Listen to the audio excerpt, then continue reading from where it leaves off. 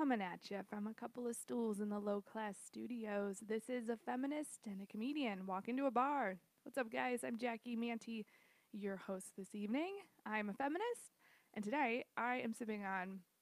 I went to Starbucks and got their newest drink that has caused quite a hubbub on the Twitter. I've not heard anything about this Really? hubbub. Okay, here's It's funny. It's just always funny the stories you hear and the stories I hear. Do you know why I think I heard it though? Actually, I didn't We have even hear different algorithms on Twitter. Yes, You know how your phone gives you like Google News? I do not.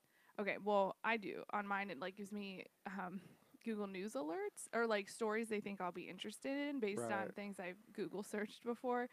And so it's funny because it's usually stuff I don't care about.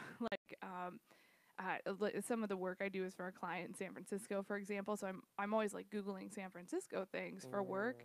So I always get updates on like San Francisco news, and I'm like, I don't need this. And then I feel like I've Google searched Pete Davidson multiple times, either for this podcast or just because I'm like interested in him. And now I get Ariana Grande updates. So she was like, it was like a news story in my Google alerts, and she just launched a drink with Starbucks. And the news was, and that's what I'm drinking tonight, the Cloud Macchiato. The Cloud Macchiato is the name of the drink? Yes. Okay. It's called Cloud because on top, well, it's espresso, I think steamed milk, and like this foam on top that's supposed to symbolize the cloud with like caramel drizzled on it. Okay. Well, the foam has egg whites in it. Okay. That caused a kerfuffle because Ariana Grande a few years ago said she was a vegan. So fans were like expecting the drink to be vegan, and it was not. And I think they drank some egg whites. Yeah, I guess she doesn't have to drink it, but I guess she just she just put her name to it, Yeah. so she could be like, yeah, I don't drink it. I'm a fucking vegan. She probably I'm a drinks fucking it. vegan. I don't drink that shit. I just put my name on that shit. It's just Hashtag branding. It's weird. It's fucking I know, weird. right? I just think it's such a weird story that people were so upset about it, and like that's where we are. It's where we are as a culture. Yeah, I don't know, man. I don't know. I don't understand diet people. I don't understand the morality towards diet, really. I guess I don't know her well enough to know if she like talks about being vegan, if that's like a thing. Because there was a big story. Vegan is also one of the words Google gives me results for, and like one of the Google cards, and like there was a famous YouTuber star who was all about the raw vegan diet, and there was another kerfuffle because she was on another YouTuber's video of like a trip to Bali or something, and it shows her out to dinner and she has fish on her plate. Yeah, and you see her like in the video, she like looks down and realizes what's on her plate and sort of like covers it up. But the people are like, "We saw that fish. Saw that fish, bitch." I don't know. It's just like, I guess that's kind of the thing of like, I don't know if you're just like, yeah, when I eat meat, I can see like when I eat, because I don't think meat it's not unhealthy. So it's like the idea like, oh, when I eat meat, it's like always a bad decision because like when I'm eating meat, I'm eating like burgers, so I'm eating all that bread or whatever. Well, I mean, red meat has been linked to cancer. No, not really. I mean, really. yeah, it's we talked about that last time when we were talking about the media. I mean, it's sugar. Now I have been listening to a podcast that there's new research that that if you eat too much red meat, it does synthesize. So like these carnivore diets where you kind of subsist on like meat only, if you eat too much red meat, it like synthesizes into this certain kind of sugar, like it metabolizes into that in your that's gut. The problem? Yeah, so it's still sugar and it's still about balance. Again, like like just to show you that I'm not some like hacky 90s comic, I'm not saying like veganism is dumb, have a burger. I'm saying like, yeah, also I eat steaks 3 times a day. Also dumb. Like you should have, there's clearly things that are shown to be negative to consume, and then what is positive, you should have like a balanced take of that. And I think that includes pretty clearly meat and vegetables, like the balance of that.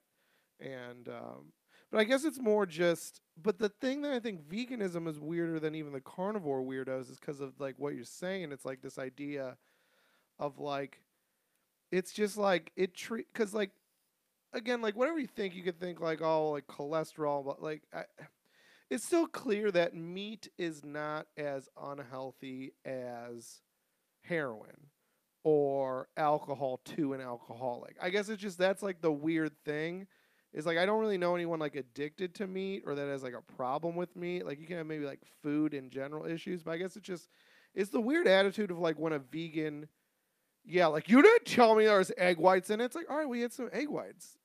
That's probably like again, even if your thing is like I don't want to hurt animals, well it's like, yeah, all right, well if you ate some egg whites once and that's like all the egg products or any animal products you've eaten in like a year and a half even. It's like, yeah, well you're pretty low on harm. It seems like more like an OCD than a diet at this point. Like that's the only thing is like Well, it's kind of like anything. It's like when do you tell people when does like a healthy decision turn into like a mental illness, but because it's this kind of like protected thing, like we can't talk about it.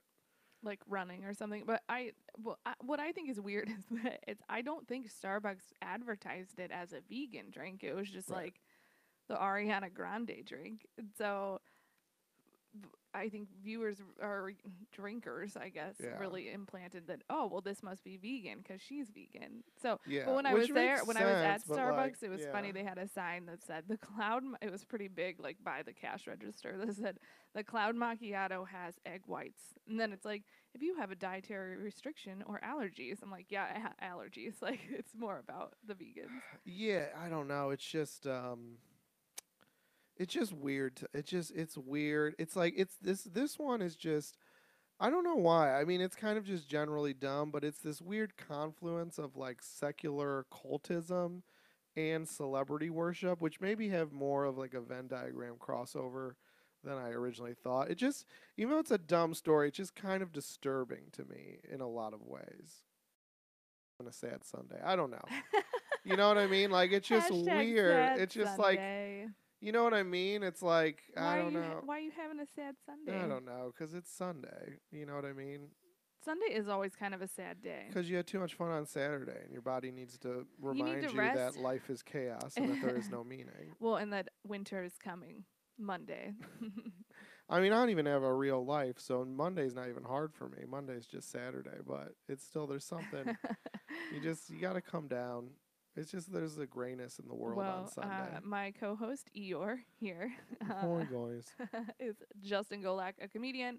What are you drinking? I'm drinking a PBR, so that should help. Man, I think I just drank too many of these last night. How many is too many now with your old body? Well, I mean, I had to drive, so I only drank 3, which I know is probably still too many for some people, but but that's over. Like I said, like so I got it, and I was like, yeah, I mean, that was at least 2 hours, between 2 and 3 hours for 3 beers. So that's always the thing from high school, right? 1 drink an hour, you don't get drunk. That's how long it takes your body to metabolize. But it still affects you the next day. Yeah, I guess so. It's it really I do. I think it's just that when I'm just like a more generally sad person, because life's almost over, and so I think that its effects on me are stronger. But I noticed that even when I was younger. But when I was younger, it'd be like, like, do you ever have that, like, when you were still drinking, like, 2-3 days drinking in a row, like, that next day, you just felt, like, so depressed, and you're like, oh, that's why this is a depressant. Yeah. Because it's like you don't feel depressed when you're drinking, but then, like, when you're sober. You feel the opposite when you're drinking. Yeah. Unless you're cryy. Yeah, but even then it's not like a depression. No, it's like I never really. It's just I don't think I ever got release. drunk and cried. That was never my bag. No, I was a fighty drunk, but I did have a couple nights of cries. Yeah. I don't know this Ariana Grande thing. Sorry, it's just weird. It just. You know what I think? There's a lot of it that's weird. I don't like it. Do you know what I think's not helping this like general malaise?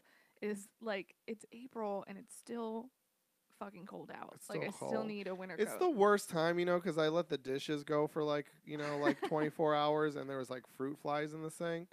You know what I Oh, mean? because So it's it's like like almost it's spring. like the Yeah. worst parts of spring and the worst parts of winter. That April, like Crossover. late March, early April stinks because it's like fruit flies in the kitchen, snowflakes on your windshield. Like it's like you Yeah. don't. It's like, well, if there's gonna be fruit flies, let it be at least 80 out. That's like the Venn diagram of the seasons. Yeah, Like and it's this the is worst part. I mean, celebrity and cult. that's why like spring, summer is great because again, it's like, you know what I mean? It's like you know, like cool breezes, but like hot sunshine, and then it's kind of it flips kind of for like that, like summer fall mix. But then fall to winter sucks because then you have that cold rain. That's what I think of. I think of like Mm. November cold ass, or like a 20. Well, I guess because it'd be snow, and then like a 38 degree torrential rain, and you're like, ugh, that fall. And then spring sucks because yeah, you have like these things where you have like But we, allergies and fucking wearing your winter coat. You but know, like yeah. so anything that mixes with winter is like just as bad as But now winter. we had that terribly cold rain a few days ago, Yeah. and it was worse than the fall to winter because at least in fall I'm wearing like a cold or like a warm jacket because I'm Yeah. like, well, it's kind of cold in fall and it's gonna get colder. Like that's my mental where my head's at. But like Yeah. when you have a day that's like 70 and one day and like 2 days later Yeah. it's freezing, and that you get that rain, you're like, oh, well, here I am with no jacket on, and it's disgusting I out. still think that the cold fall is worse. You know why? Because of leaves. I love leaves. But when they get all wet, they stink so bad and they're just all mushy and gross. Like, That's weird, very different. I love that smell. what? Yeah. It stinks though. I'm not saying fresh leaves. No, I I'm know. saying rotten wet leaves. It smells like fall. It's Ugh. like the end of fall. Ugh. Let's get into our first topic. Ugh. No, you got to plug. That was a test. I was making sure you were paying attention. Oh boy. You guys, this is episode, what, 81? 82. 82 of A Feminist and a Comedian Walk Into a Bar. You can listen to all of our previous episodes. They're just as entertaining. They're at better. FemComPod.com. This one will get better. I'm revving up. FemComPod.com. And you can check out all of our free content at lowclass.com. That's lo-class.com. And if you like that stuff, head on over to Patreon. You can become a subscriber from $1 to as many dollars as you want. Technically, you could give us $1 million. If you wanted, that would be awesome. It doesn't go up that high in terms of like levels, but we'll shoot you our PayPal email address. Well, I'm saying you could pick a level, but then they have you enter your amount, so you could Yeah. always donate more. So if you want to give us like $1 million, we should do one reward. Maybe we should just do, I don't know. I feel like someone would do it. Do you think it'd be worth us? What if we just did the indecent proposal tier, and for $1 million you could sleep with one of us? What if someone wanted to sleep with you though, and you were uncomfortable with it? I don't think I would be. Because you'd be like, "It's for $1 million, It's for $1 baby." million. Okay, well, you guys, we're gonna put that up there. I don't know. Will it? Patreon. Would you have sex with someone for $1 million? So don't even. Well, they're gonna pick you. No chance. Probably, yeah. Yeah, I think I would have to let you. Patreon.com/low class no dash. That's LO class. Get in on this. It's not official yet. I have to think about it. All right, guys. Topic 1. How about just some nudes for 1,000? Yeah. You know Oh, what? for sure. Yeah, maybe we could do that level. Some dick and tit pics. Yeah, you've been sending us your tit and dick pics, so now we can send them back. We can send them back for $1,000. A little bit of cash. We'll even do a joint photo. Yeah, I'll put my dick right next to your tits, and we'll take a selfie. There you go, guys. Patreon.com/low class. All right, topic 1. Here we go. I want to read the headline first because I think it's hilarious. This is from NPR.com. NASA scraps first all-female spacewalk for want of a medium-sized spacesuit. Okay. All right. On Friday, March 22nd, history was supposed to be made. For the first time, 2 female astronauts were scheduled to do a spacewalk together outside the International Space Station. However, one of the astronauts was switched out this week because of a lack of, quote, spacesuit availability. which I just love that phrase. A lack of spacesuit availability. NASA astronaut Anne McClain had trained. So here's the thing. She had trained in both a medium and large sized like spacesuit, basically.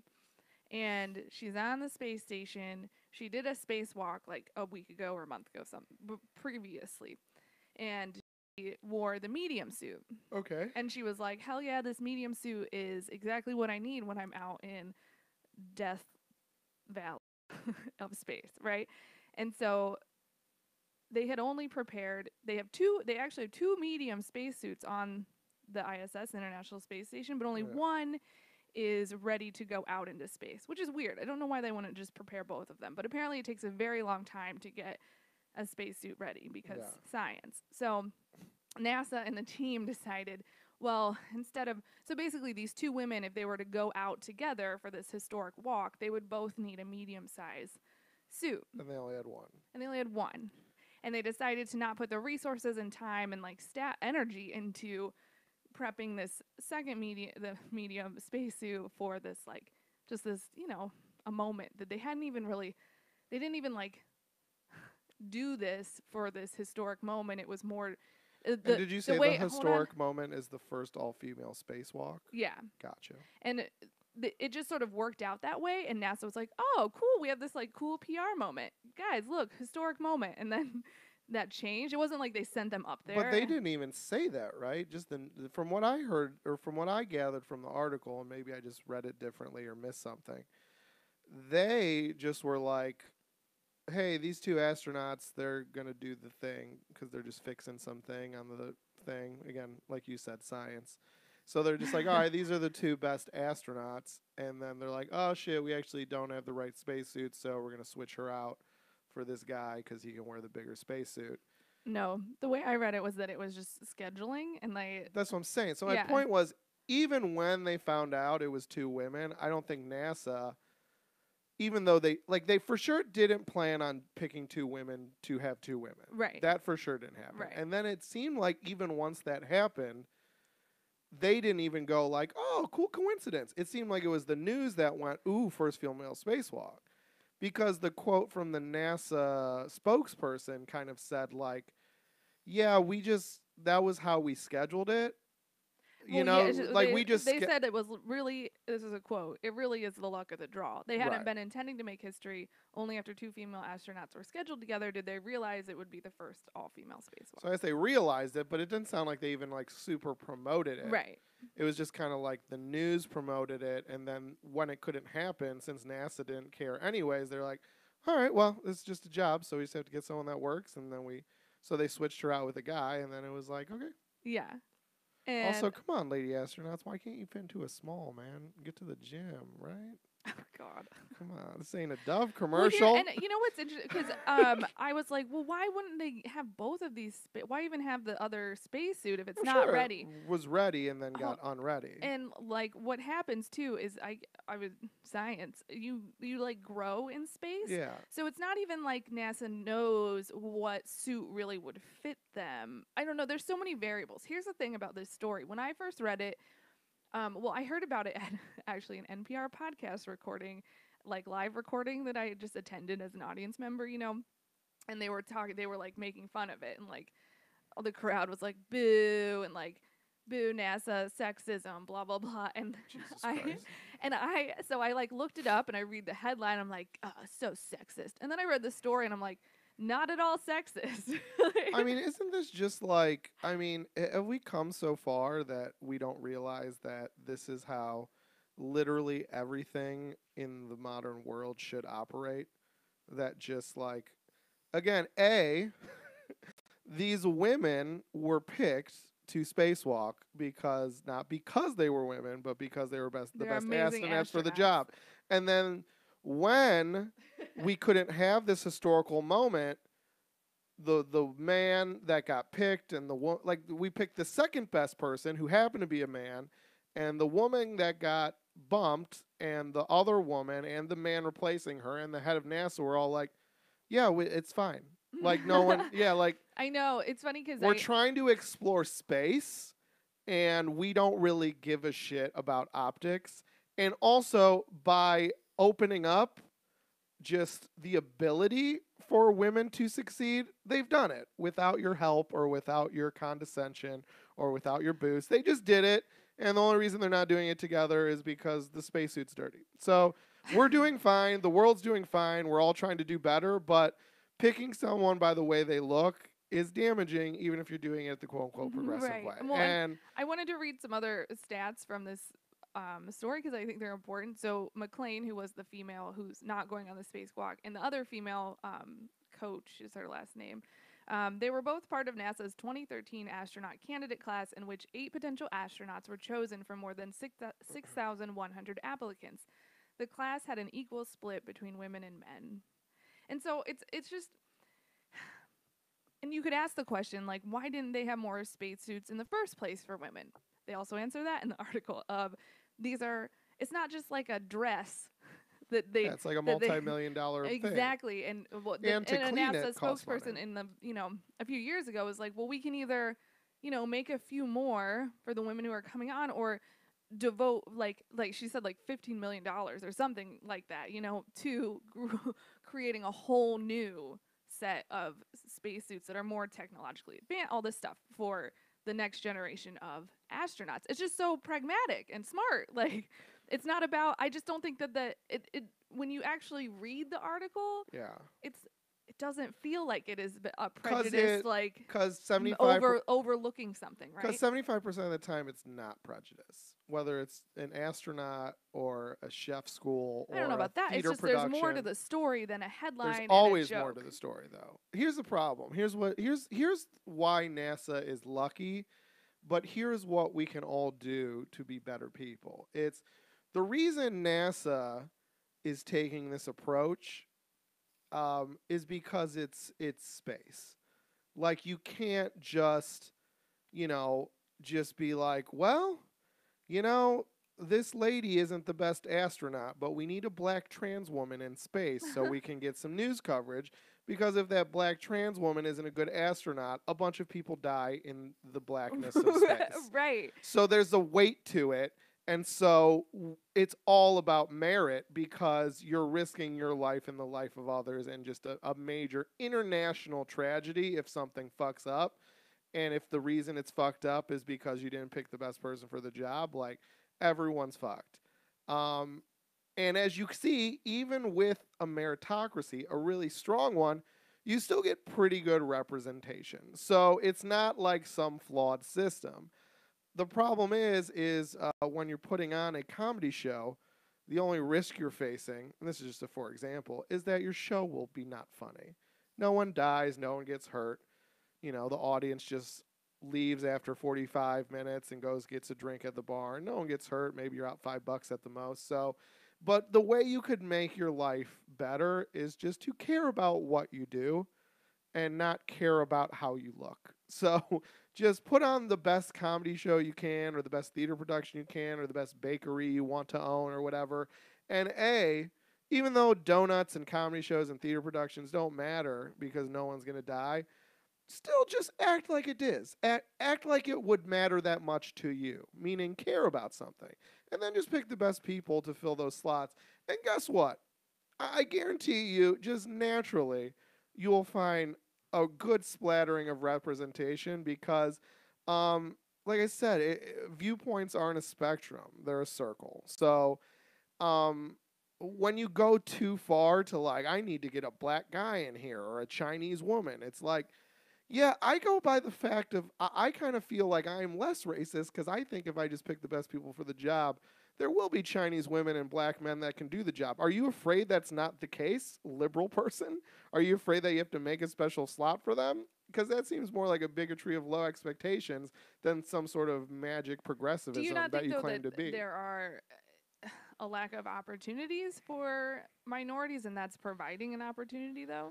I mean, I think it's the thing of like democratic socialism / when are you intervening? Meaning, I am all for social programs that elevate the basic need and the access to resources of all Americans. Meaning that access to good schools, access to homes, and access to food, and access to healthcare, meaning like, okay, like, yeah, like, let's make, like, my point is, I still want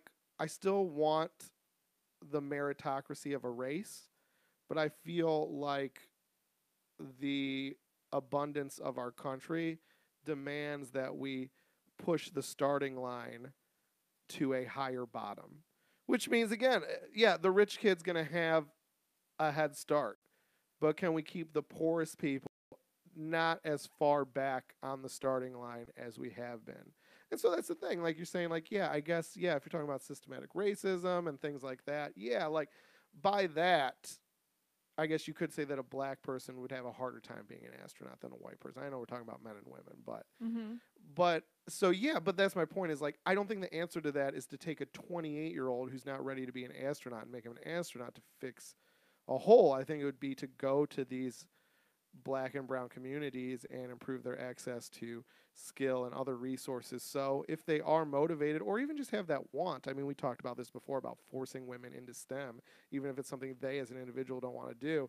So it's about both interest and effort. So I mean, give, women, black people, whatever, these opportunities early, or the access to these opportunities. But once you are an adult, then I think the quota system doesn't really help anybody. It doesn't help the infrastructures that need the best people to make them the best, and it doesn't help.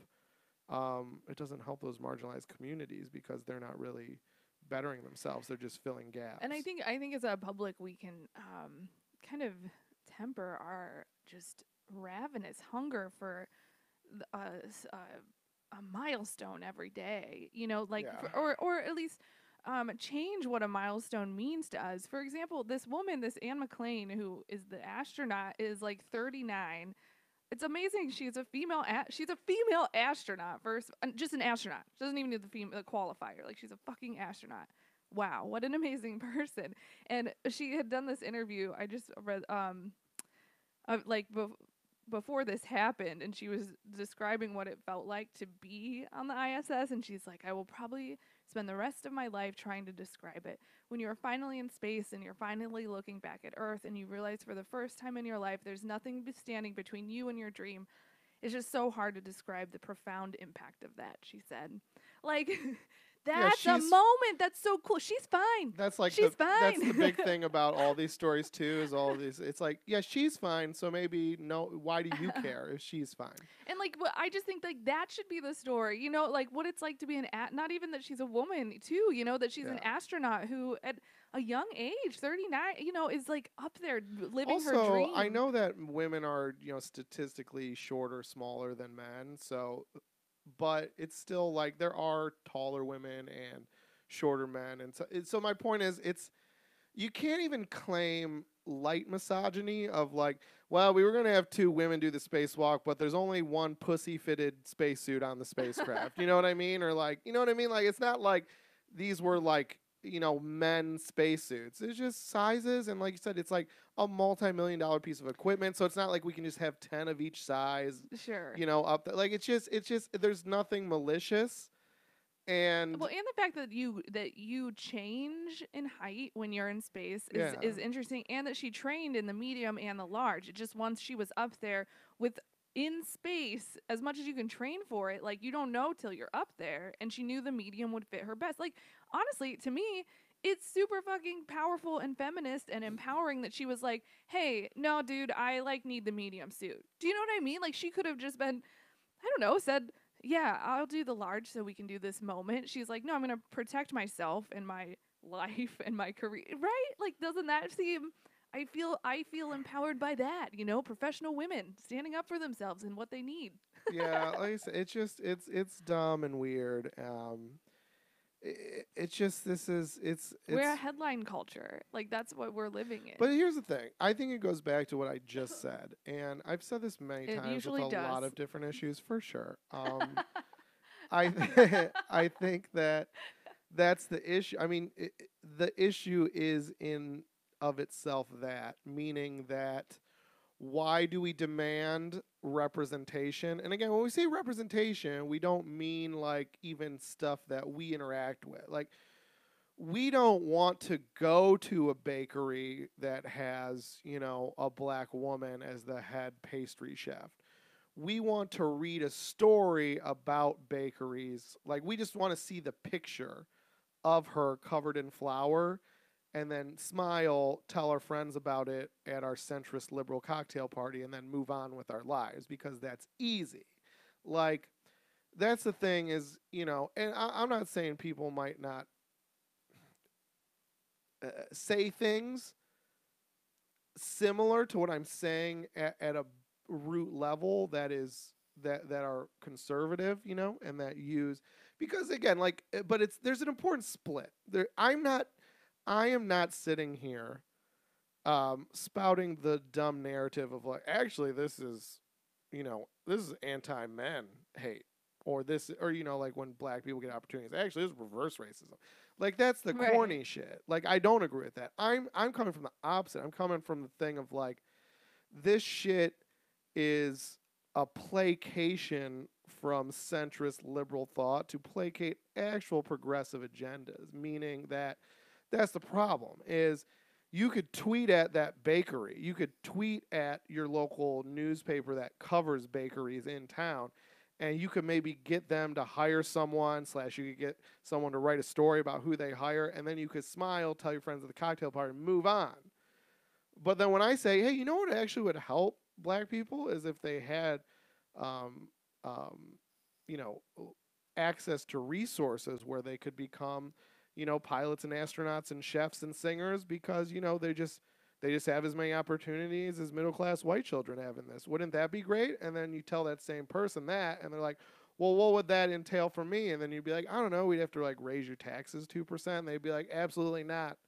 Can't I just get a picture of the pastry shelf in my local paper so I can talk about it in my cocktail? Like, they don't really, like, that's the thing is, like, again, like, none of the, like, again, when's the last time you thought about representation in NASA? Has anyone ever talked about it? Have we thought about it? The last time I thought about it was that story where the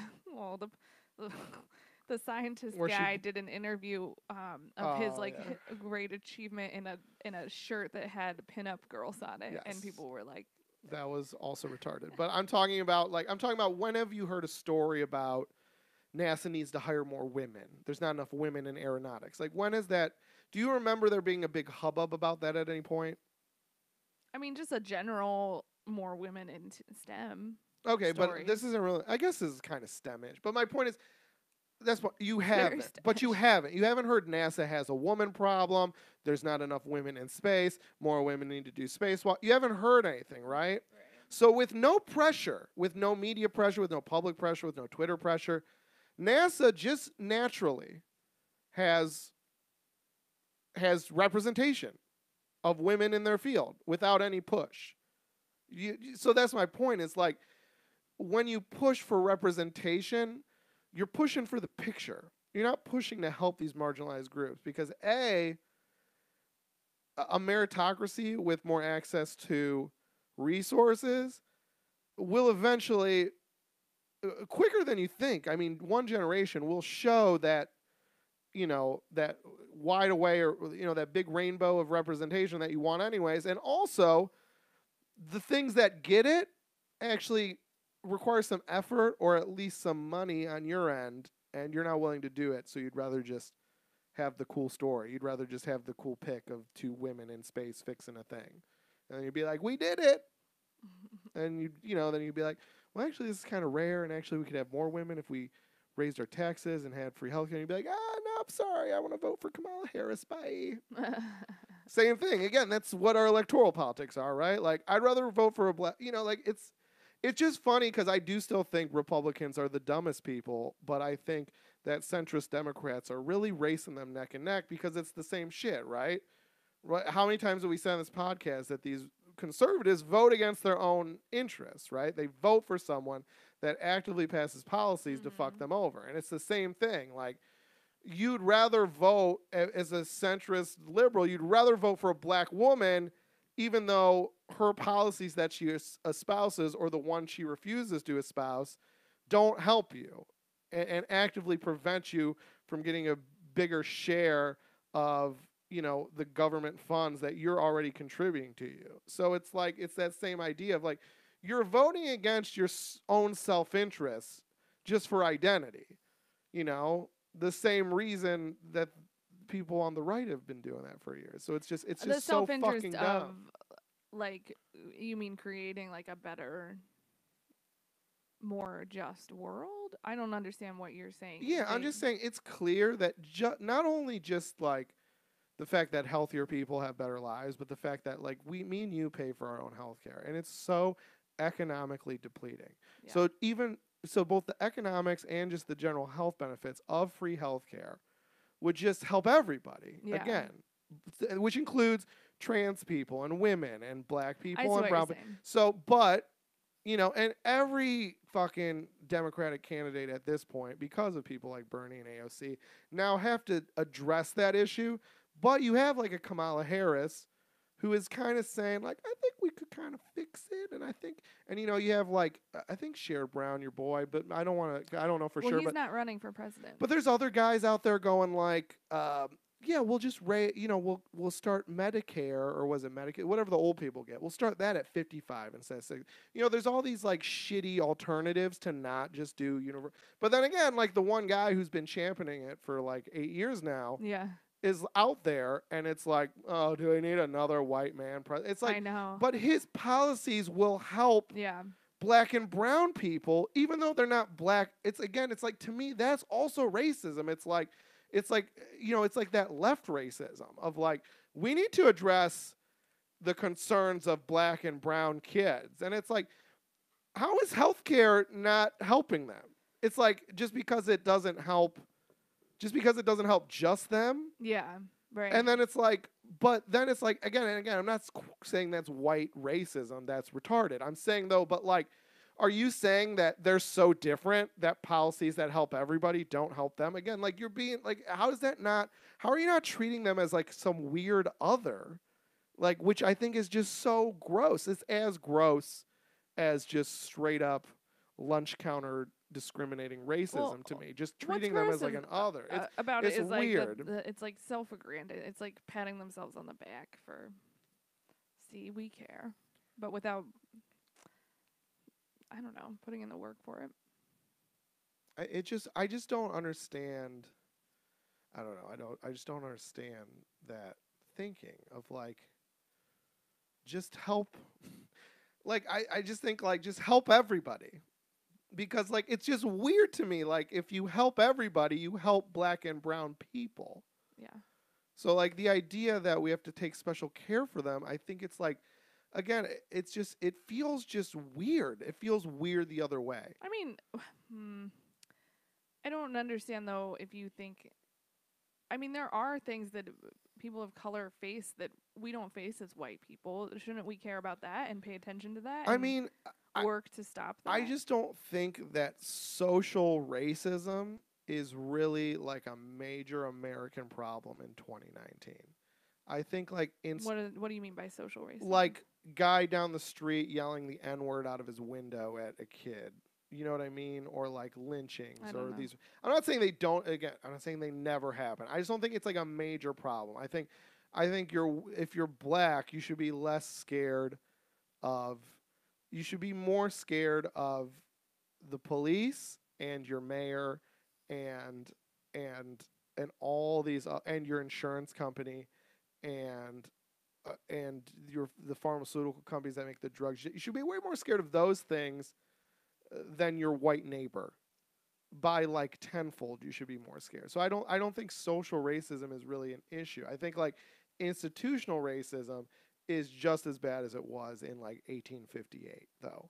Yeah. And I think that's the point is that like, again, like that, so getting rid of, but that if those fucked up things, they hurt everybody. They just hurt like a poor black person more because they're already so, like, that's the point, they're right? It's so like, bad.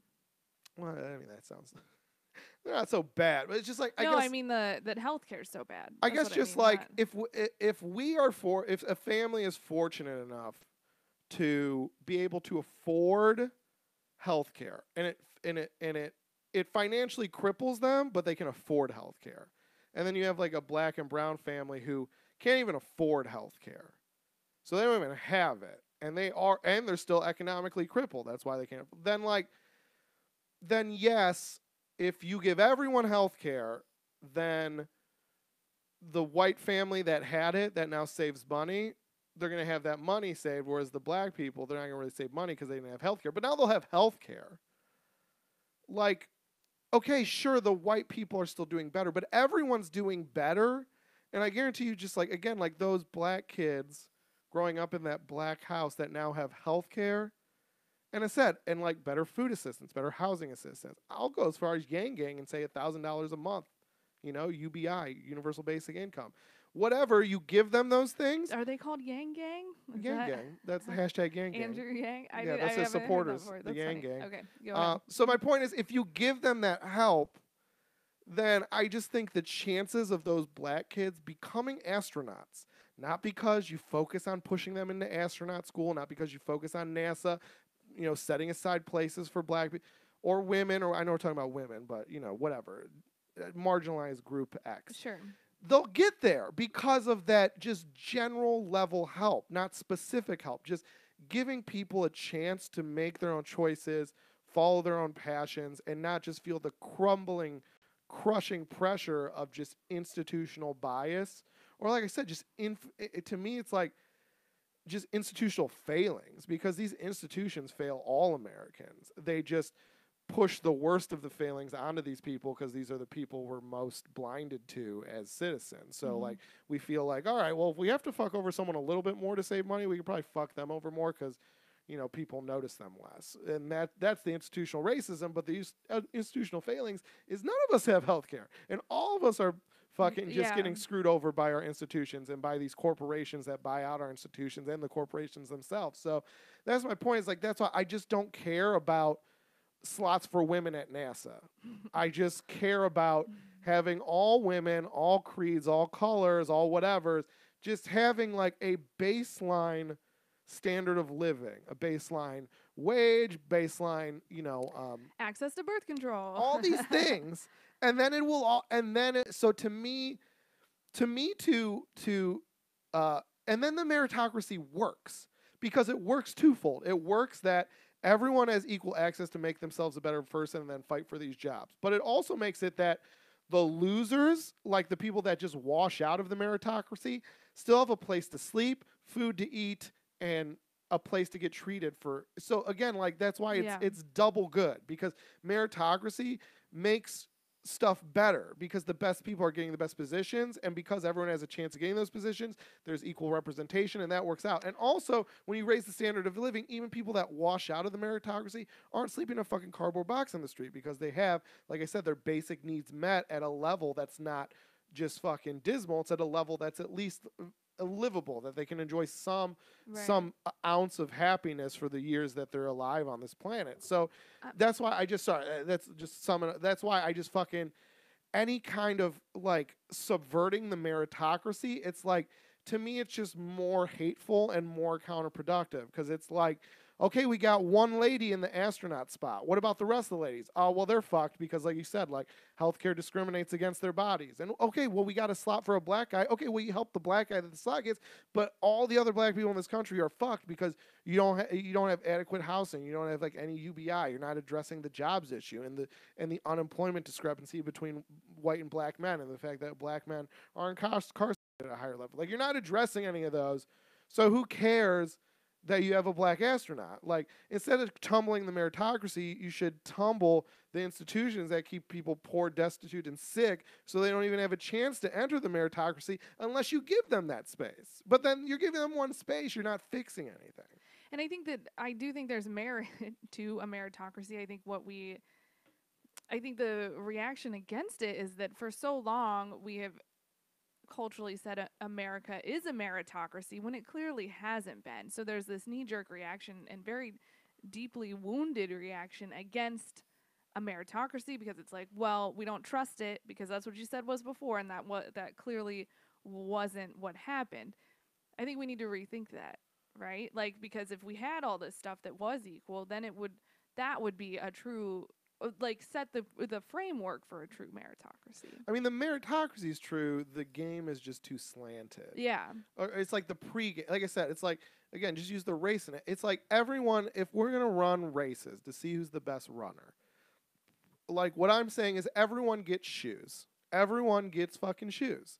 Now, if you have, you're born into a good family, you just get that luck of the draw. Like, I don't want to eliminate that. I'm not for like full Soviet socialism, but I'm saying like, so you could buy better shoes.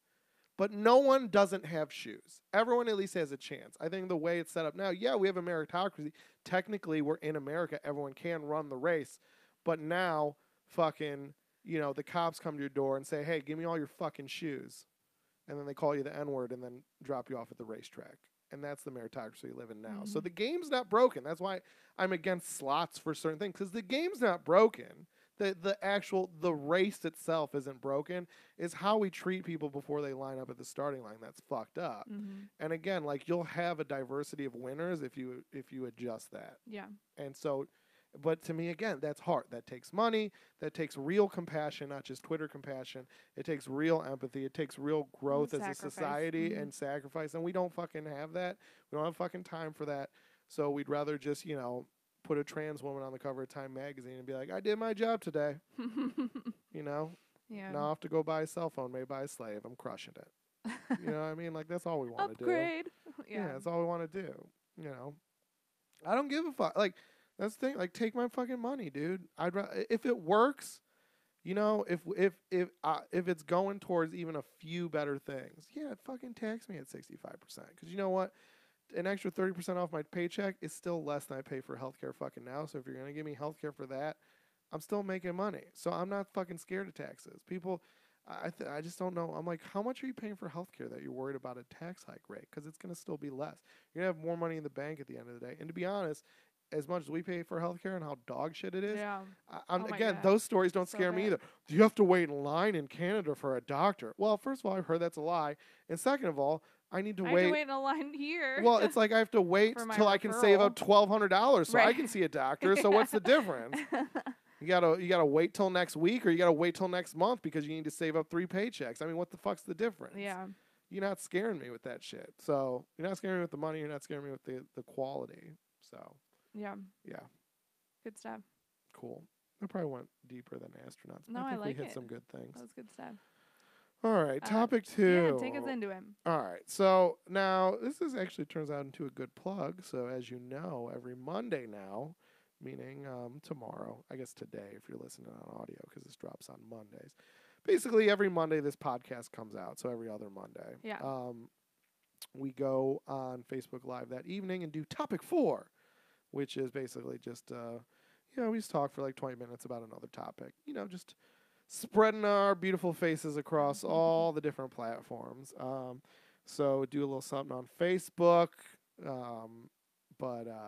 So this wasn't, so we didn't talk about this last week on the main show, but on topic 4, we talked about, there was that New Zealand shooting, and we talked about how New Zealand didn't want to release the name or the picture of the shooter. And we talked about how, I talked about how I've talked about for years that's been shown to increase the likelihood of a copycat, and news stations still do it because they're fucking bad people and profit motivated, and only that, do not care about the public. And so we talked about that on topic 4. And so I saw this story and I was like, I think this is a great companion piece to that topic. I'm very excited about it, but I want to know if you're excited about it. I loved let's just recap your theory too about, not theory, but just, do you think that the rule should be in newsrooms not to publish anything that the shooter makes? And again, like a manifesto, because that's what we were talking about. Well, and the thing is like, for me,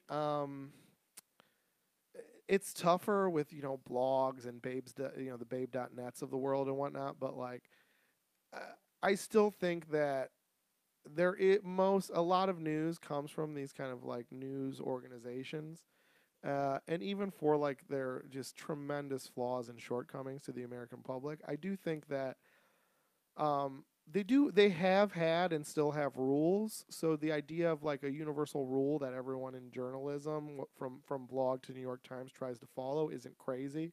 I mean, like the one I immediately think of is like the rape victims rule, like you don't print the name or picture of like a rape victim. Mm-hmm. So I think the idea that if just all news organizations got together and just said none of us, because then we lose the competitiveness of like exclusivity and breaking this news story or whatever. We're just gonna make a pact that we don't publish names or pictures of mass shooters. I think that should clearly be a rule. And to me, it just makes as much sense as something like that rape victim rule or anything like that. They just AP Style, which is what journalists follow, like their style book, just made an update Thursday or Friday about changing the rule on. They said just say the word racism when something is clearly racism versus instead of racially charged, because that like is a watered down term for what it really is. Yeah.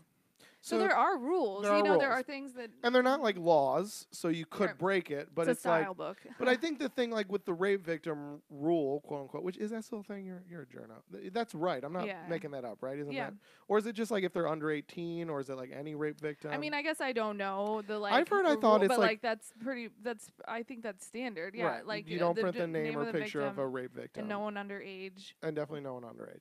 But like my point is like I think again, just like the picture and the name of the shooter, I think that there's just like if there was some just really infamous like rape story that broke, there is gonna always be something inside our grossest part that's like, I don't really want to make this woman's life worse, but like if they show her picture and name, I'm gonna look.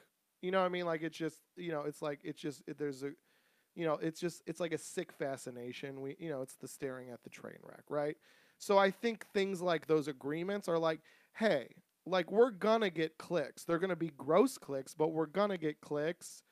So if we agree to if we all agree not to post it, then we're not like fighting to be the first one to post it. And then if we post it, well, like they're not gonna take all the clicks. We'll post, and now it's fucked up. Now we've hurt a person for click revenue, or back in the day, like back in the day, newspaper purchase revenue or whatever it is. So I think that's the same thing that needs to happen with this, is to say like, look, if there's a big story about a mass shooter, everyone's gonna see what this motherfucker looks like, and everyone's gonna want to know his shitty ass name. But if we all can't do it, because if one of us does it, we all have to do it, and we know that makes the world a worse place, and that's fucked up. So let's not do it, okay? I just think that's when pacts and these kind of like unwritten rules are important, when it's like, look, we need to subvert our and the public's worst interests in order to like protect people in the larger scheme of things. So yeah, is that your top? No, but it's related. So anyway, so I really think I just don't know why. Again, you can report all the facts and just be like, you could even say like, man, 32, ties to Nazism, or ties to this, or, ties to Al Qaeda or whatever. You know what I mean? Like, I don't think you have to even say race. Like, I think again, like if you're like, it was like alt-right motivated. All right, he's probably white. If he's not, that's weird. ISIS motivated. I think knowing where or how he got radicalized is important. Yeah, so we can prevent it. Right, and you say like, yeah, like an ISIS member from Afghanistan. You're like, well, I probably know what that guy looks like. Like, meaning like again, there's context. Again, not caring what he looks like. I'm just saying, there's context. Like I know what this attack was about. I know the motivation. Like you said, those facts. I think you can still have all the newsworthy information without shining on this guy or his pick or any of that stuff. Like I said, I just don't think it's that relevant. Like I said, it's like we talked about last week. I mean, now we're just rehashing the topic, so I do want to move on. But it's like, maybe you don't even need that, because the fact is, okay, the cops need that. You need to know that he's part of Al Qaeda, or that he's part of some like lone wolf Nazi network, so you could try to like prevent this stuff from happening and investigate like the motives behind it, and like, is anyone else being radicalized? Is there any charges we can press against these groups? Because sometimes like that happens. Like, that's where the cops know. But again, the public just needs to know some person shot 50 people. Here's the facts you need to know, and we'll report about any, gun legislation going before Senate. Like, you report all that shit without talking about this person that did it. It's like, I think it's kind of irrelevant to the news. Again, like, it's fine if law enforcement has that information, but I don't think like the public needs it. Again, if it's shown to only cause more of these, we for sure don't need it. Does that feel? I don't. It feels a little counterintuitive to your arguments that you don't trust the police. Yeah, I don't trust the police. I know, but like. But I'd rather them be stopping mass shooters than killing black people sleeping in their car. Sure. Yeah, of course. Literally just happened. Oh, God. It's awful. We'll get into your topic. Let's. Yeah. So, yeah, dude, you're not gonna try to trick me into liking the police, Jackie. No, I'm not trying to trick you. I just think it's just interesting hearing because, no, I'm just trying to get through this. Yeah. Trying to work through it in my head of like, well, I do think it's important that that there is this freedom to share as much information as possible with the public, so we can sort of be watchdogs for other people, right? Like if someone's falsely accused, like the thought of someone just going into the system without anyone knowing who it is sort of scary to me because I also am wary of law enforcement, you know? I would say the only reason I even brought up law enforcement is not because I have this undying respect for them. It was more just to say, like, if someone out there had the counter argument of like, we're just not gonna, like you said, like we're just not gonna know who this guy is, like it's just gonna go away forever. It's gonna be this incident that we cover up. I'm like, I'm not talking about cover up. I'm saying the public doesn't need to know it. You could still use the information to make the public safe if that's even what law enforcement does at this point in history. Yeah, I'm not saying to just redact the information from literally every sphere of life. I'm saying, yeah, if law enforcement thinks they can use it, then that's fine. But like, I don't think we need it in the newspaper. I don't think it helps the public.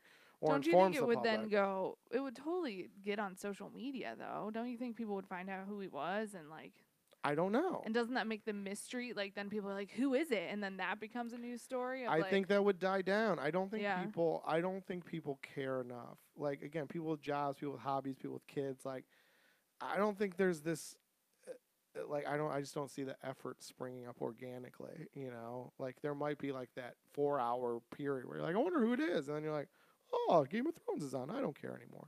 You know what I mean? Like, I think it really is like, I think these news companies have like I think they have I think they should be held responsible to do something like that, to not spread it. And then, like I said, well, if it gets out, then that's fine, but don't be a part of it. And like I said, if it breaks on Twitter, don't report it. Like, still stick by it. Be like, well, we're not going to report it. And, you know, that can, to me, like, have that standard.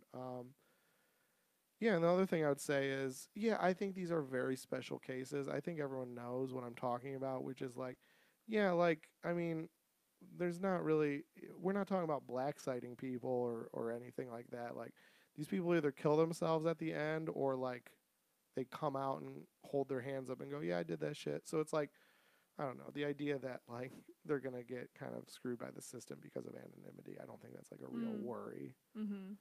So. Yeah. But anyways, yeah, sorry we went so deep off. This isn't going to happen every time. You have to watch Topic 4 if you want to know Topic 4 stuff.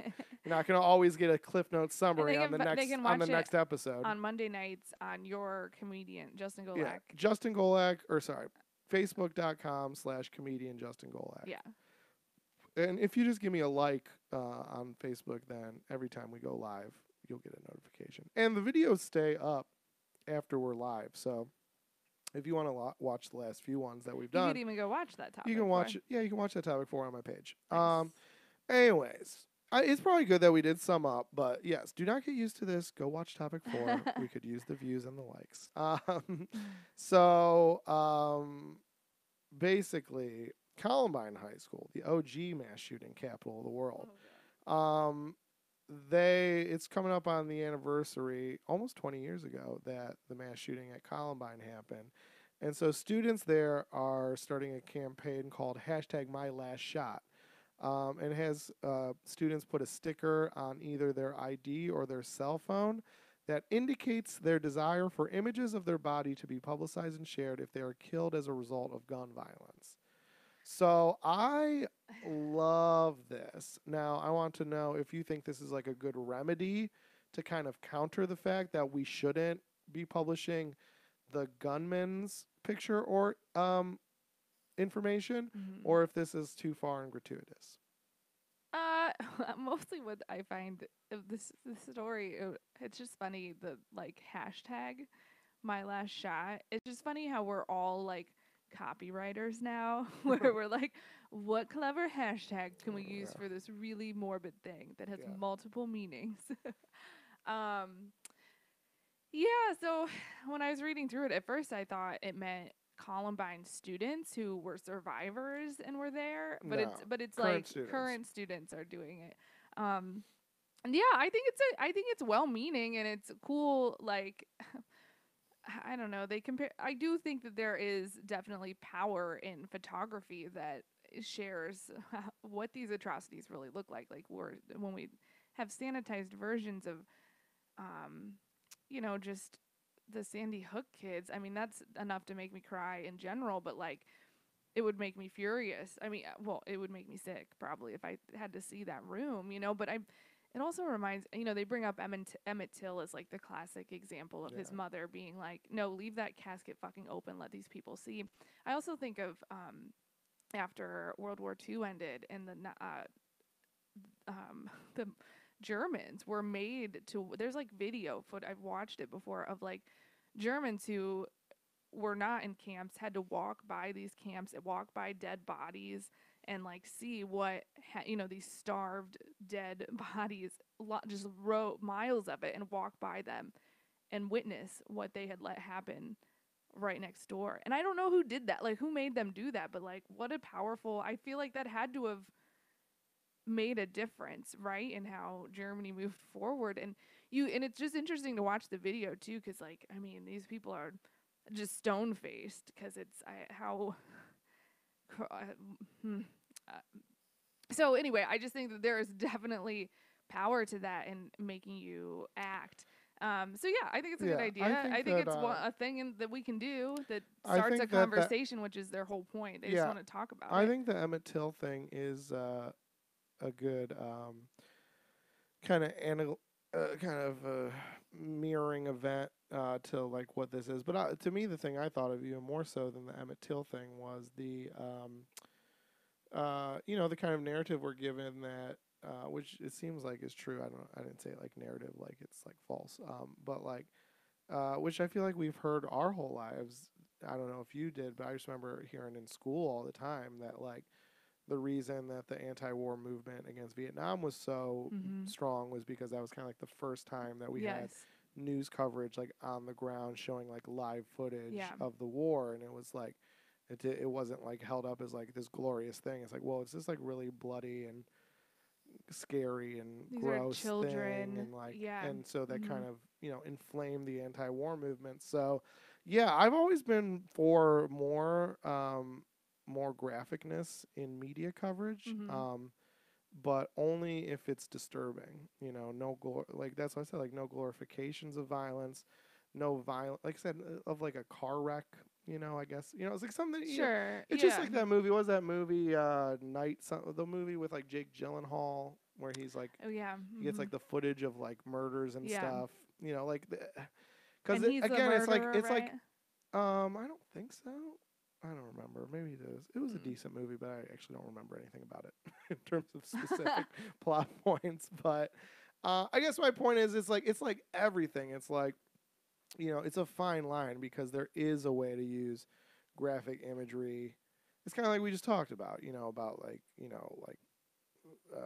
like shielding like a rape victim's identity, because there is kind of this like this fascination with exploitativeness, and that could be used like you could get people to tune into you or click your thing because it's so gross and it's exploitative, but it doesn't actually like further a narrative in a positive way. So I guess that's my point, is like, it's not like I'm trying to make the news more graphic in an exploitative way, but it's just like, I just think that sometimes, like, even in 2019, when it seems like, you can say shit on TV more than ever, and then you can kind of, and the internet, for lack, almost universally is relatively uncensored as compared to like what we think of as like something like TV.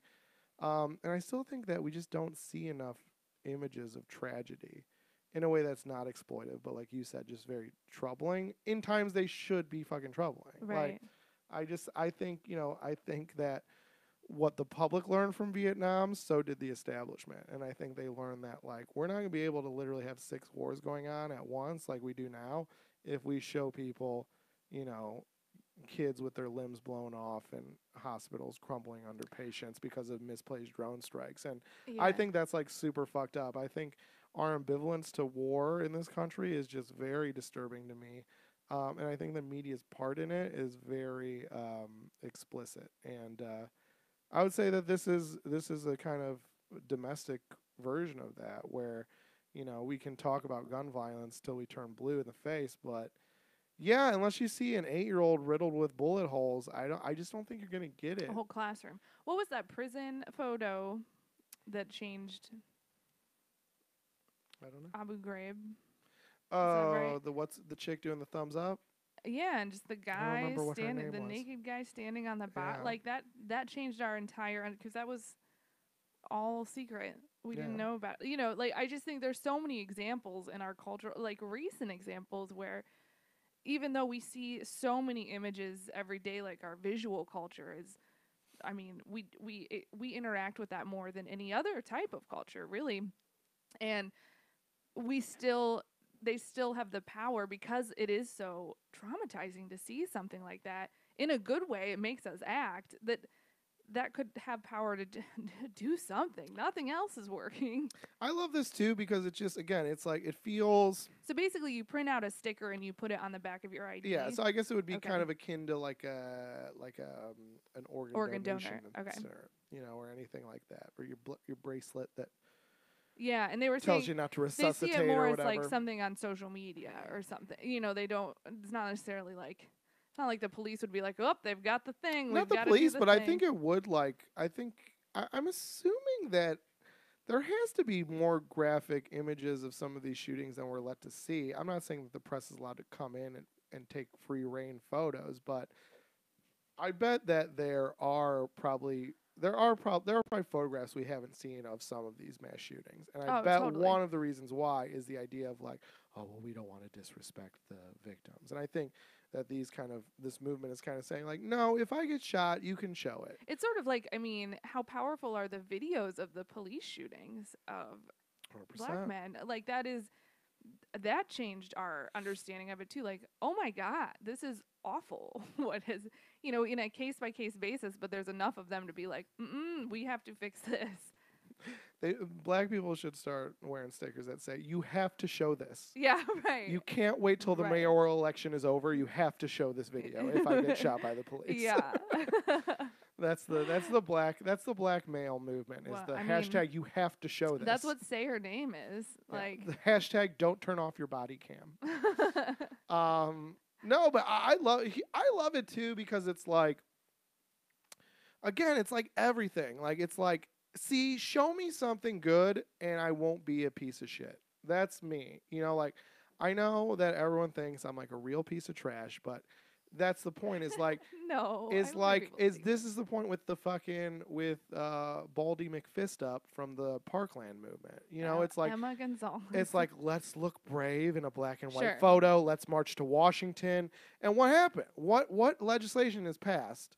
What has happened? Nothing. They did nothing except get more followers. Like, that's why I think everyone poo-pooed it, and I agree. And I'm not going to go as far as to, get on Fox News and make fun of them. Like, that lady is clearly a cunt, whatever her face was. But I can sit here and non-cuntily be like, yeah, it didn't really do anything. And, I think these are still, like, more than social activists. These are 16-year-olds living in Instagram culture, and they don't really care about change. They kind of just care about themselves.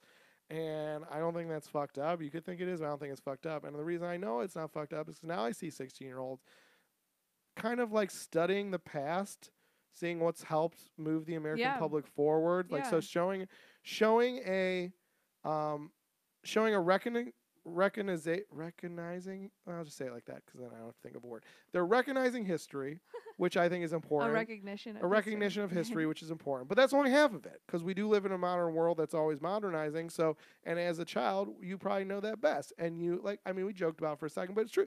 Clever hashtag. So you take the past, you add a clever hashtag, which is the president, and you don't say like, let's march to Washington today and then literally never hear from us again. You say, Yeah. this is something that'll prepare us for the next mass shooting and the one after that, because let's face it, it's going to happen. We're not just crying with the green jacket on, holding our fist up. Like, we're actually saying, like, we're being kind of not cynical, just realistic that, like, yeah, we're going to have a few more of these before things change. And we want to make sure that the next 3 or 4 are the last 3 or 4 by, like, starting this movement. So to me, it's like, it just does so many things right. And it just shows that, like, yeah, like, I don't think this generation is lost. I don't think they're weak. I don't think they're selfish. Not at all. I think those Parkland kids were. I think not that they were just that.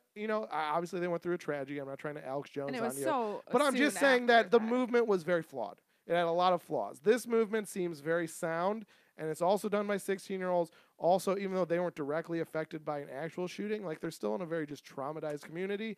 So they have, like, a lot of those same emotions, even if they're at a different level.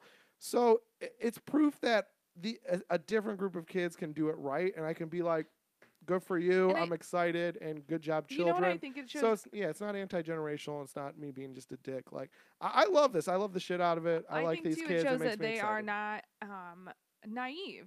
Like, because we're always like, young people, they're so naive. Look at them protesting. You guys are just naive. It's like they are saying with this is gonna happen again. I could be a part of it. Use my body. Like, use it. And it shows like that they are not even. It's not cynical, because if it were cynical, they wouldn't do anything about it. They would just get high and tap out. Yeah. But like that they are acknowledging. I mean, that should be sad for us adults. Just not the thought of them dead. It's like, it's so fucking sad that you're 16 and you know that this is gonna happen again and that you could die this way, or people your age could die this way. Yeah. Still. I think it just shows a real savviness about history, about the world, and their understanding of their place in it and demanding better. I think it's really cool. Also, their understanding that, just some shaved head girl, making a speech, to a bunch of, like, latte liberals at the Washington Monument is only going to be covered by MSNBC, and it's not going to be a news story in a week, and nothing's going to change. Whereas, like I said, if this movement catches on and we have 2, 3, 4 mass shootings after this that all have violent, horrific imagery of victims accompanying them, that we might actually change something. And that's something that can be covered by, like, a lot of different news sources and not just corporate liberal ones. And so it's like, it's all good stuff. These kids just got that license and they're putting that sticker on the back. Yeah. Doesn't that just make you want to fucking fight this stuff? Yeah, me too. Hashtag. So anyway, I'm like for this, and I love it, and I love 16-year-olds. You heard it first. Don't take that out of context. Do you remember when Columbine happened? What were you? Did you feel any different afterward? Because we were kids, so. I felt like I shouldn't bully that weird kid that wears black every day anymore. Oh, were you a bully? No. Did you get bullied? No, I was just in the middle. Just a kid. I think that I think if there would have been a school shooter when I was in high school, I think I could have been like, "Come on, man." He would have been like, "Yeah, you're pretty chill." I think I could kill Matt. Yeah, I should kill Matt. That's right. Yeah, I should kill Matt. He was a douche, totally. But I'm chill, right? You're chill. I mean, you're close, but I'm not gonna kill you. Just give you a shot in the foot. I'm just right in the foot. That's fair. That's fair. I did push you in the locker once, but then we hung out afterwards. So you can shoot me one time. Oh. No. I mean, that's like a whole nother thing. That could be a whole nother topic, so we don't have to get into it. No, I just was wondering. But I do think that I do remember Columbine, and yeah, man, I think that ended bullying. I remember for the most part. I mean, we weren't. I mean, that's the thing is people don't realize is like that's the fucked up thing about Columbine and about the anti-bullying movement is it wasn't. You could pretend like we saw kids getting bullied and we felt bad for those kids and then we wanted to make a change. But let's face it, what really happened was we still don't give a fuck about kids being bullied. We're still a cruel society. I do. Well, you do because you're like you're a nice person, but there's like literally about 5 to 15 of you in the United States at all times. But I'm saying that really what happened was, what Columbine showed? it showed the dark effects of bullying. And do you know what people think of when they think of dark effects of bullying? Oh shit, the cool kids can get murdered before prom. And that's what scared people into stopping. It's not stopping people from getting bullied because we like them. It's stopping them from getting bullied so hard that they kill the captain of the football team, who is all parents really care about. So, wow. But either way, it stopped kids from getting bullied, so I'm for it. But that's why I think the Columbine shooters are heroes. Okay, let's go on to topic 3.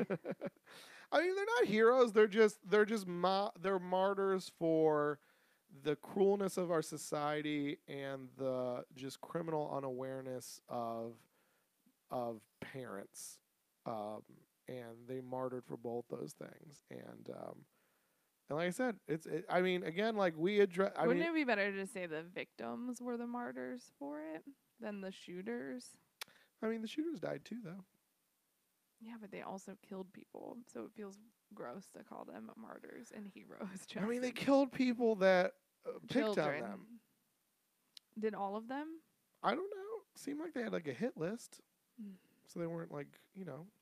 I don't want to talk about that. I told you.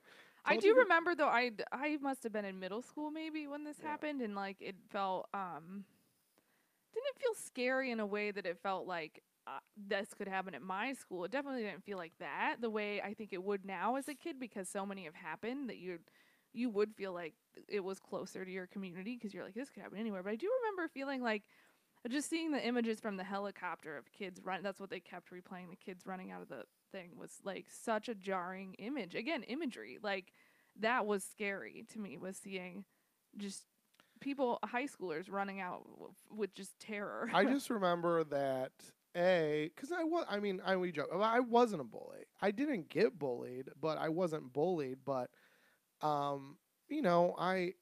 would see kids getting bullied, and I'd be like, I was like, oh, that fucking sucks. Like, you know what I mean? Like, I'm like, again, I'm not positioning myself like, and I would stand up for them. No, I was a fucking coward, but I didn't. But I still like was like, oh, that sucks. Like, that's like. You know what I mean? Like, I just feel bad. And I had some friends that made, like, I didn't hang out with, like, super fucking nerds because I was pretty cool, but no, I'm just kidding. But, like, I was, like, making friends with people that, again, like, it just, like, I just think that's such, like, a movie thing to, like, there's bullies and jocks. Like, I just maybe, again, like, new kids. Like, I was a friend with a kid that he had, like, a real bad week. Like, he did something dumb and he was bullied for, like, a week. You know what I mean? Like, those. So I guess I'm saying, like, I'm not saying I was great friends with just someone who was just maliciously bullied, but, like, I think we all knew people or even had like a day where like the kind of whole school was like against you and you're like, this fucking sucks. So I definitely like, I had empathy for those kids and you notice those kids. And so, like I said, on a more positive, less controversial front, like this Columbine thing happens. I think parents reacted again to the safety of the cool kids, not to the bullied kids, but whatever, they got the benefits from it. And so I think there was a positive thing where like, I remember there was like literally like that next week. I mean, to me, like again, it was like a story that affected every high school, not just that high school. I remember like, we'd have like assemblies about not having cliques. Like cliques are done. Like let anyone sit at your lunch table. Like it wasn't an enforced rule, but like cliques were out, and like bullying people was out, and like we had like a zero tolerance policy on like violence. Like if you were caught, like pushing someone, like you were suspended for 3 days, like automatically. So. Like, I mean, so there was those protections, but I remember one kid in particular, because it was kind of like, like anything, like a 9/11, where like everyone's on like a little, higher alert. And I remember this kid, Alex, I think that's why I picked that name when I did that joke earlier. It's like, I remember and I don't even know, because again, you're in such high alert. I don't even know if he was for sure doing this, but like someone told a principal that he was like writing names down and they were afraid he was making like a hit list. Cause like I said, like the Columbine kids had like a hit list, and he got called down to like the principal's office. I don't think anything happened. But it was, the darker part of me was like, that's kind of fucking cool. Because you could say that these self-protective. Well, that's what you could say that these kids going to a high school and killing a bunch of quote unquote innocent people is gross, and how dare I call them heroes? But the fact is, like, the power dynamic of a kid with a gun inside a school with a bunch of kids with no guns, if you really remember back to high school and that kind of Lord of the Flies environment that high school is, like the quarterback of the football team against the kind of gayish kid that wears black every day, like that power dynamic is almost as glaring.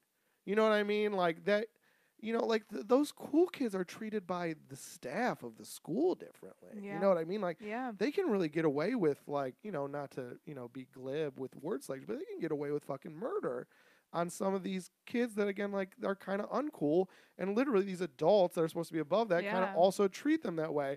So to me, the idea that a kid could maybe be getting called a fag and then he just writes captain of the football team name on a list and kind of gives him like a stink eye, even with no intention, and that kid could kind of maybe just like at least be like, all right, like, I don't think he's gonna fucking kill me, but I'm gonna take a step back. Mm-hmm. Like, again, when you're talking about like an environment that's that brutal, yeah, I don't think it's like crazy to be like, yeah, I kind of was happy for that kid that he felt empowered. And it's like, yeah, who are his empowerers? Like two mass murderers from Colorado. Yeah, it's fucked up. Well, then I'm not saying no, I know what I get what I'm you're not saying that. I'm not saying that.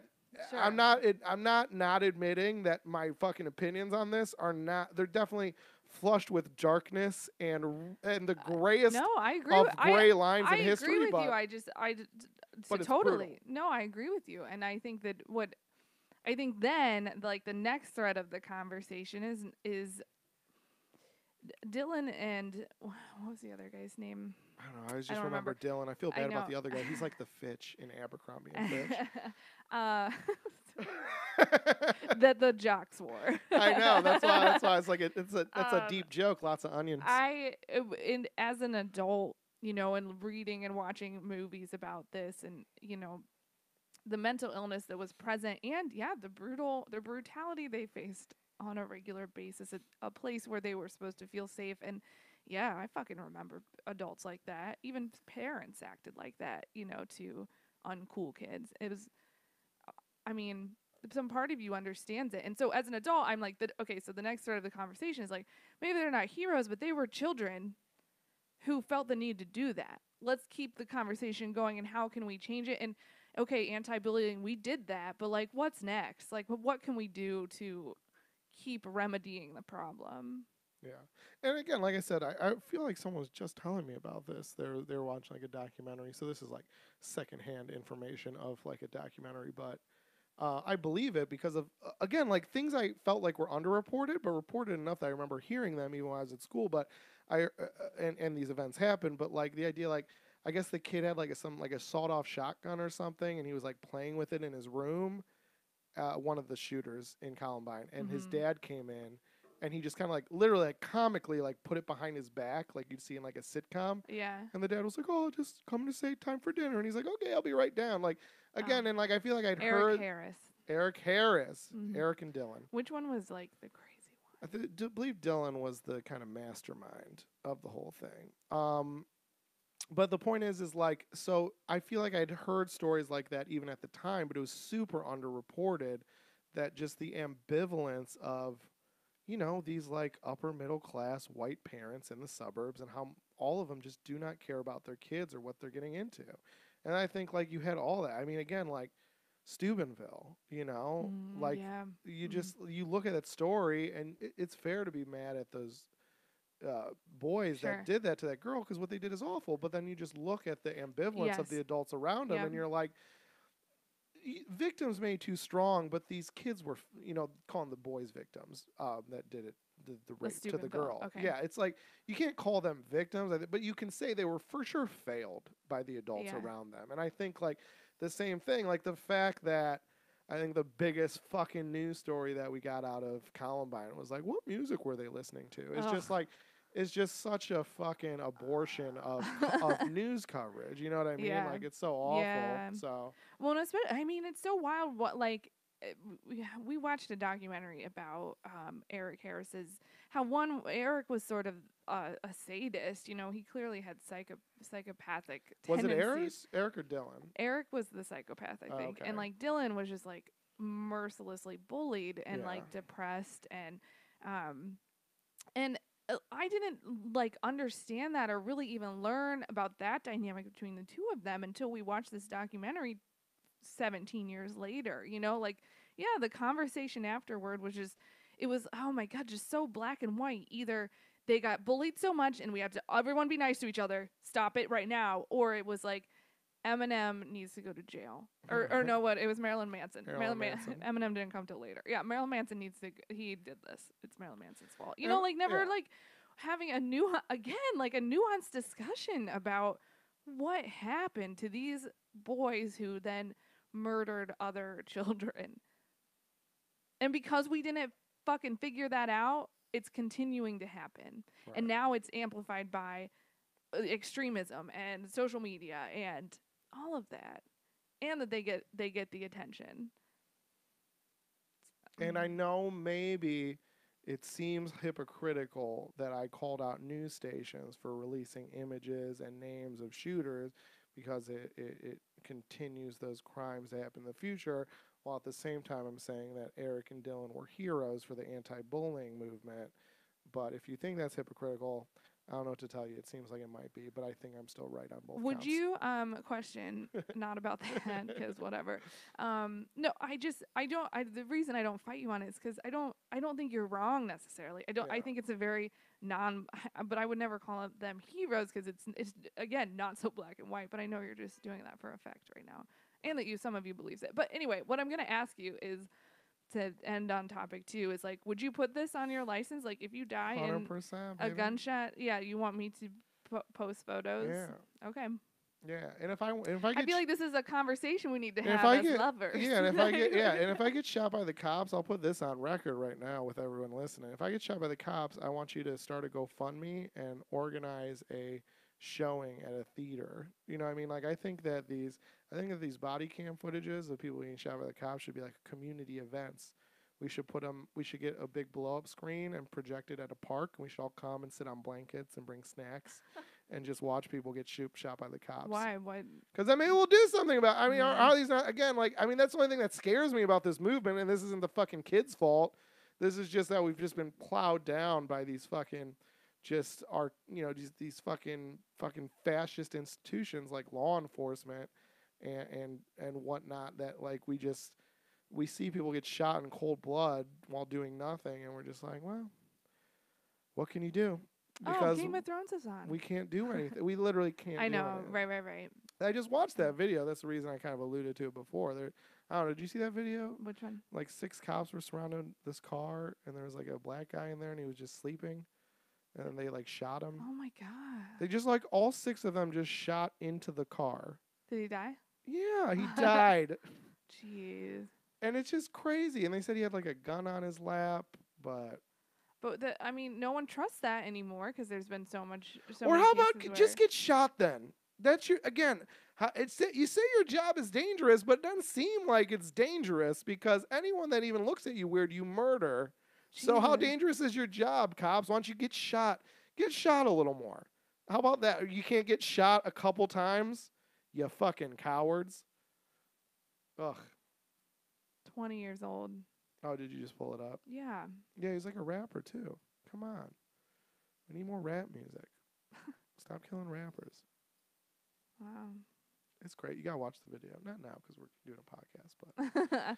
All right, let's go to topic 3. It's shocking because it's shocking how action movie and ridiculous. Like when you watch an action movie, you're like, this is insane. Like these videos are getting to that level. It's just like, I believe it was 6 cops just surrounding a car, and then just one of them going. Is the footage a body cam or is it? Yeah, and then just all of them in unison, just like unloading a full clip, all 6 of them into a vehicle.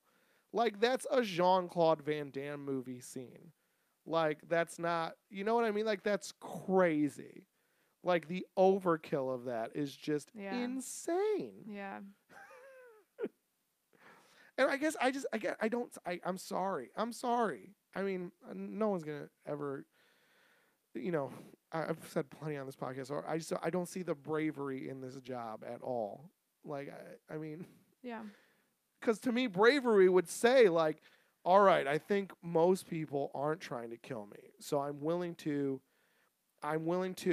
make that my truth, and if I'm wrong, well, at least I have a bulletproof vest on, and at least my fucking wife is gonna get like $1 million if I get shot, because they all have giant. It's the other thing that they all have. What about there's a man with a wife and kids? Yeah, well, they all have, they all have like insurance through their union. Again, it's another job. They get a union, something most people don't get. And so yeah, they get huge payouts to the family if they get shot in the line of duty. They also all get to retire at 45 with a pension. Does anyone else in this country know what the fuck a pension is? And again, so it's like if you just like lean. Well, moreover, it's a job you chose. But you didn't choose to be. Yeah. And you get paid handsomely while you're doing it. You know what I mean? I guess my point is like, yeah, just be like, oh, yeah, sometimes I'm gonna run into black people that maybe scare me, but I don't want to kill a citizen. I'm designed to protect. I'm supposed to be protecting citizens. So I'm going to I'm going to protect myself, but defensively protect myself, not offensively. And I'm just going to trust that, through my authority and through my, other non-lethal methods of protecting myself offensively, that I can control the situation and de-escalate and do all that.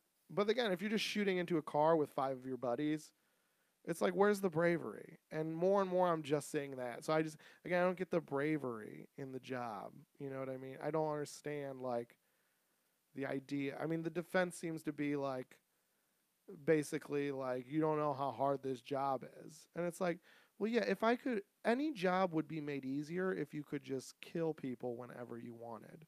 So I don't know why your job's special. Working at Target would be less hard if you could just shoot people whenever you wanted, right? Mm.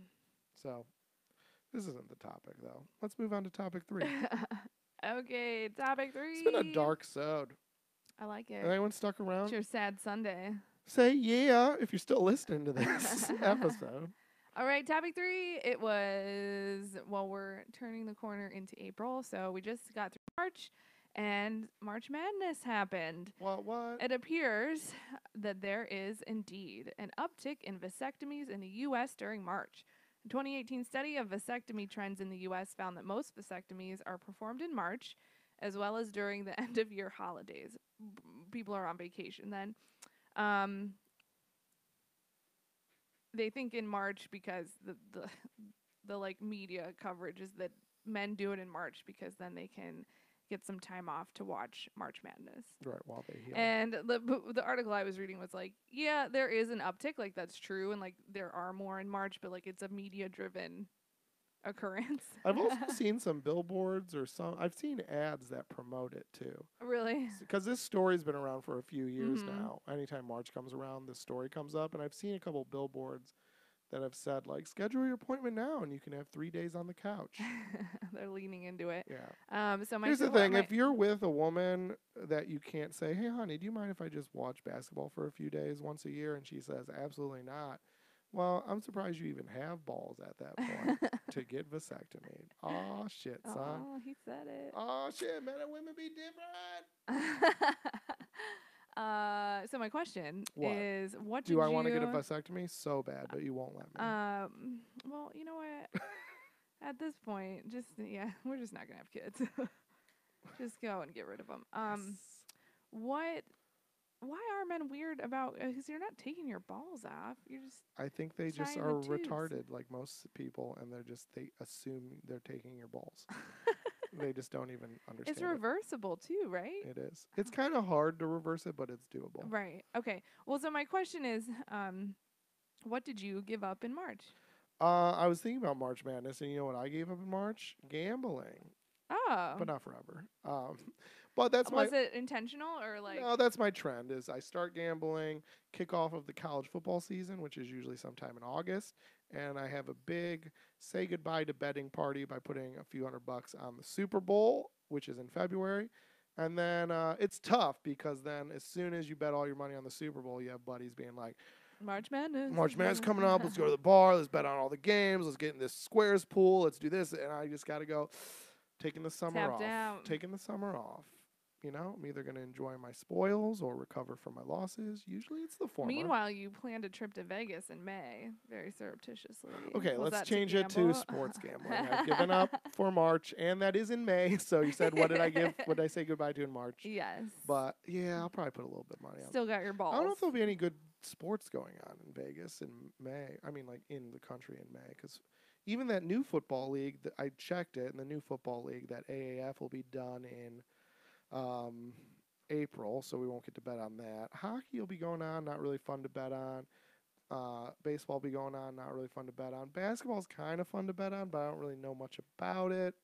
Playoffs might be started by May, so maybe, but maybe I'll throw a couple back because it's, the thing that makes gambling on sports so fun in Vegas is they have those beautiful sports books. So it's like, you just get a couple cocktails, you sit in a giant leather chair, and you watch a giant big screen of the game you bet on, and maybe there's a couple other people there bet on the same game. You cheer, you have fun. It's a good time. Yeah, that sounds awesome. I gave up mine is dumb. I just wanted to talk about the vasectomy thing. Okay. What a weird word, vasectomy. You gave up the hope that you'd have children one day? I mean, kind of, yeah. Okay. But I was just going to say coffee. Like, I didn't, until this cloud macchiato. Oh, I forgot that's coffee. Yeah, it's Jackie, espresso. you broke your... That's okay. I don't want to be like a fucking... vegan. Yeah, vegan about it.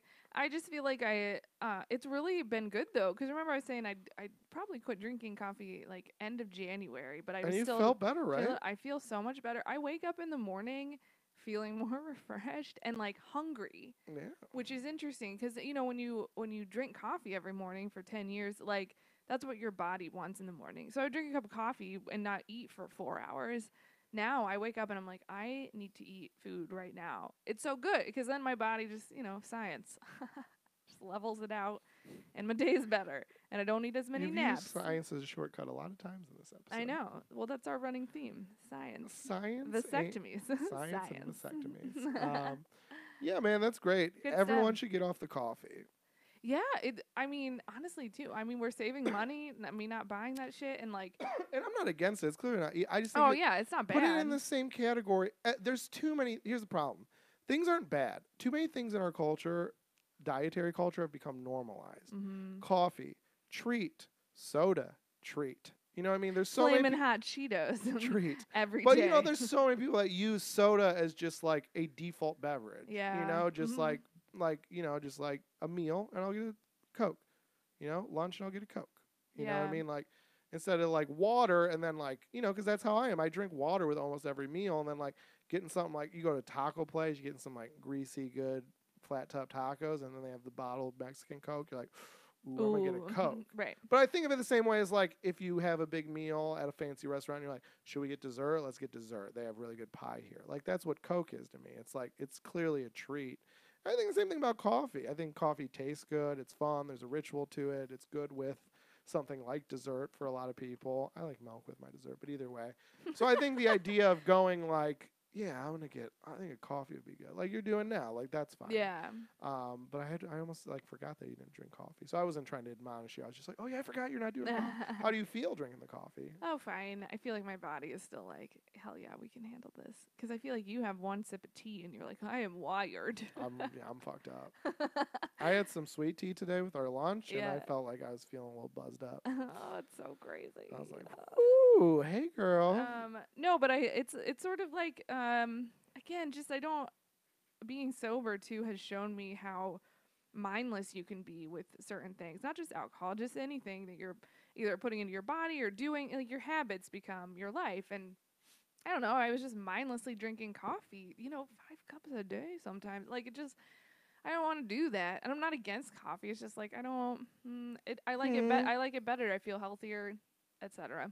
So, but yeah, I'll still, like, when someone's like, you want to meet up? I'm like, yeah, let's go get a coffee. And I'll get a coffee, Or get tea, though. Because you drink a lot of tea now. I love tea now. I've gone to coffee places before, and I always get tea. Yeah. I went on a couple. You ever go on a coffee date when you were single? No. Yeah, dude, they're fucking brutal. No. Because I was like, well, I have to get a tea. I did one night stands. That's how I met my boyfriends. I was like, well, first of all, I'm going to get tea. So off the bat, this woman isn't going to respect me. So that's not a good start. It would be weird if I would have been like, really? Okay. But then I'm a judgy bitch. But then it's such a weird, sterile, quiet environment. My first date was always, let's go get a drink. Yeah. Well, I think the quiet is And then same thing, because it feels awkward to like talk about stuff when people are just writing their novel beside you. Also, because that's the thing too. If like you don't drink, it's like, okay, well can we just, unless you have like a real bad problem, which you probably shouldn't be dating me anyways at that point. Like, probably not healthy for you, but like, like can we just go to a bar though? I don't even drink around you. I'll get a water with you, but like, can we just go to like a bar instead of this coffee dinner. shop? Yeah. Nah, dinner's brutal too. Honestly, it's you're lucky being a sober person and being married, because like. Yeah. Oh, for sure. You gotta drink. I'm not saying you gotta be a drunk. I'm not being like one of those people being like hacky. It would definitely be hard to date and not be drinking. You gotta have a beer every date, at least. But not more than 3, because then you get close to. Do you think you would have liked me if I wasn't drinking when we first started dating? It's not about liking you. It's just such a it's like fucking. It's you. I don't know. It could have prevented us from hanging out because it would have been. I'm just saying it's just weird to just like, hey, hey stranger, do you want to go sip a hot beverage and chat? I don't know. It's not sexy. Do you remember that one time we walked to the taco truck and that was our date and I just was sweating the whole time? Yeah, you're worried about it. I didn't even think you were sweaty, but you were very insecure. Sweaty. Yeah, I didn't even notice. I'm just saying, like let's just be honest about it, right? This is a date, i.e., this is like a romantic encounter. Like that's what we're trying to establish. Yeah. If there's romance here, if so, how much? Like what? Like that's the goal. I'm not saying it reaches it, but that's the goal. That's what we're both in this for. So it's like a coffee shop just isn't sexy. Bar is sexy. Like we're not even giving ourselves a chance. I don't know. A bookstore coffee shop could be sexy. Plus, you don't want to eat in front. I've been for appetizers once. That was okay. But then there was drinks. There was drinks and appetizers. Drinks and apps. All right. I don't know. Well, that's enough about Justin's dates with other women. No, I'm just kidding. So do you like who are they? So who are they? Yeah, are they on Facebook? Tell me their names. Such a psycho. Hey, this has been a feminist and a comedian walking to a bar. I have been Jackie Manti. I bet you couldn't tell which one was which. On Twitter, you can find me at Jackie_Manti and on Instagram at Jackie Manti. Send me your tit pics to Jackie@JackieManti.com and check out my website, JackieManti.com/blog. I have a new podcast going with a friend of mine about sobriety. We do a sober book club. All of Justin's things he hates: clubs, books, and sobriety. So it's my little space. It's my little space. Yeah, in that order, probably. Clubs, books and sobriety. Because I don't mind sobriety that much. Because I'm not like a big boozer. So if you're sober, I have sober friends. So you have a sober wife. Yeah, I have a sober wife. I have a sober best friend. Yeah. That's you. Oh, that's boo. Over there on the mic, about to get laid.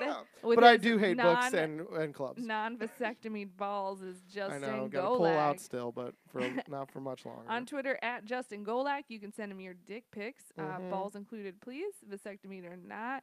Justin at JustinGolak.com. Yeah. And as always, check out previous episodes at FemComPod.com. Can I make one quick plug? Of course you can. JustinGolak.com. Of course you will. Justin, I got 2 things I want to mention because both will be happening before we record next, I believe. So hold on, let me look. What was the other one? Let me check. Sorry, not that.